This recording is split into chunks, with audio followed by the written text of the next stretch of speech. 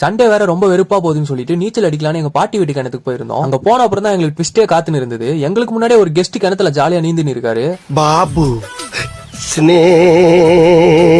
பாபு. இவர் கூட எல்லாம் நீச்சல் அடிக்கிற அளவுக்கு நம்மளுக்கு தைரியம் இல்லடா சாமின்னு சொல்லிட்டு கிணத்துல குதிக்கிற பிளானையும் அப்படியே டைவர்ஸ் பண்ணிட்டேன். சரி வந்ததுக்கு இளநீராச்சும் குடிக்கலாம்னு சொல்லிட்டு அங்க பக்கத்துல இருந்த அங்கிளை கூப்பிட்டு மரத்துல ஏற சொல்லிட்டோம். மனுஷன் வச்சாரு பாரு எங்களுக்கு ஆப்பு. தேங்காயை வெட்டி கிணத்துக்குள்ள போட்டாரு. இது என்னடா எங்களுக்கு வந்த சோதனை நினைச்சிட்டு வேற வழியே இல்லாம எனக்கு தெரிஞ்ச எல்லா கடவுளையும் கும்பிட்டு பொத்துன்னு கிணத்துல குதிச்சிட்டேன்.